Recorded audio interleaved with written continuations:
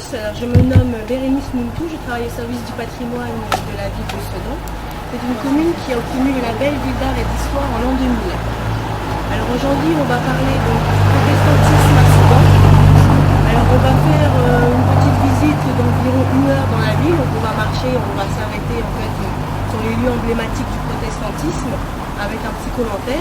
Ensuite on ira à la médiathèque admirer des livres du XVIIe siècle qui ont été imprimés à Sedan par le célèbre imprimeur Jean Jameau. Et ensuite on ira visiter le temple protestant qui se trouve maintenant place Alsace-Lorraine par l'historien M. Dromby. Alors je vais d'abord commencer par quelques repères historiques et quelques définitions pour un peu définir, vous savez, si vous êtes tous sedanais, que Sedan était une principauté à partir de 1400. Donc c'était dirigé par la famille Lamarck. En 1560, la femme Françoise de Bourbon décide en fait de se convertir au protestantisme, ce qui va en fait permettre l'afflux de protestants à Sedan, car ça va être une principauté qui va protéger justement ces protestants. Alors en 1562, c'est assez relié à la puisque c'est le premier massacre de protestants orchestré par les gens de la Ligue, qui étaient donc catholiques. Donc c'était à Vassy. Ensuite, en 1572, vous avez évidemment le massacre de la Saint-Barthélemy, qui a connu aussi donc, un afflux de protestants ici à Sedan. Vous avez aussi en 1577 la constitution officielle de la Ligue, les catholiques contre les protestants. Et en 1785, l'interdiction de Henri III du calvinisme en France. Alors, donc, ça a permis à Sedan de connaître donc un afflux de population et un accroissement surtout de cette population, car environ en 30 ans, donc de 1560 à 1590, la population donc purement Sedan, vraiment la ville, c'est passé de 3000 à 5000 habitants, et pour toute la principauté de 7000 à 11 000 habitants. Alors évidemment, il a fallu améliorer la ville, l'agrandir, et en fait effectuer des plans d'urbanisme, mais aussi la doter d'institutions religieuses, d'institutions politiques ou d'institutions scolaires. Alors c'est ce que nous allons voir justement dans la ville. Alors pour ce qui est de l'histoire de France et du protestantisme, alors de l'Europe, on peut dire plutôt, puisque ça commence, alors on dit que le protestantisme commence le 31 octobre 1517. Alors c'est lorsque les disciples de Martin Luther, dans les États germaniques, décident d'afficher la thèse, les 95 thèses de Luther sur une église, car en fait on était en pleine période d'indulgence, et quand en fait on accorde des pardons moyennant argent. Alors en fait il dénonçait un peu les abus de l'église, et lui sa doctrine c'était vraiment que Dieu en fait ce n'est pas,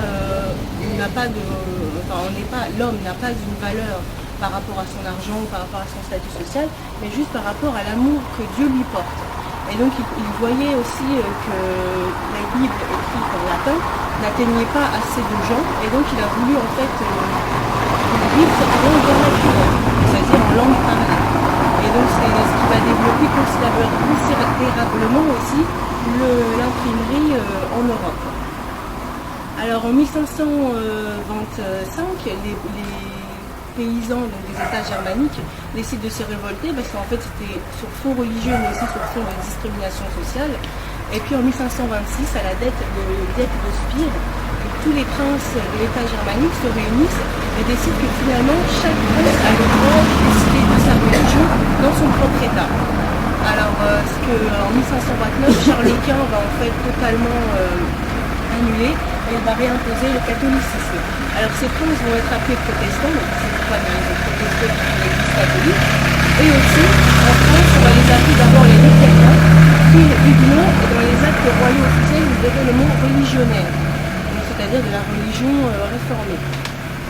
Alors qu'est-ce que le protestantisme par rapport au catholicisme? Alors on peut retenir à peu près 5 points.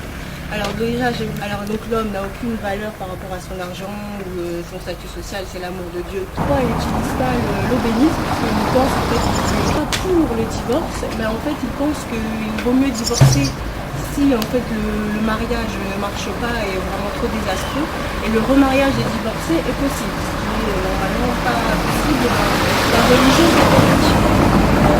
Alors, pour le calvinisme, alors on dit que Sedan s'appelle la Petite Genève. Alors pourquoi la Petite Genève? Je ne sais pas si vous savez. Alors en fait, elle est comme la ville de Genève en Suisse, qui est indépendante de principauté comme on l'a dit, et qui est surtout farouchement calviniste. Donc qui vient de Jean Calvin. Alors lui, il est beaucoup plus sévère par rapport à cette branche du protestantisme, puisque lui, il croit à la corruption totale de l'homme. C'est-à-dire que l'homme est totalement corrompu, il est vraiment responsable de la ruine de la création originelle, et il ne peut absolument pas obtenir de lui-même son salut. Et donc c'est là qu'intervient la double prédestination. Donc voilà, la prédestination, c'est quand on est croyant, on est sauvé par Dieu. Mais la double prédestination, c'est que dans ce groupe de croyants, il y a des élus, mais qui ne sont pas élus par leur valeur, par leur argent, par leur mérite, mais qui sont choisis par Dieu. Donc c'est-à-dire que la rédemption est suffisante pour tous, mais qu'elle est vraiment totale pour les élus.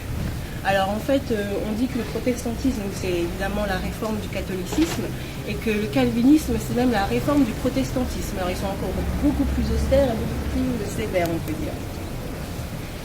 Alors on va commencer donc à aller en ville, et on va commencer donc par l'Académie des exercices. Donc c'est pour en fait vous montrer qu'avec l'afflux du protestant à Sedan, il a fallu créer des institutions. Donc là on va voir les institutions scolaires.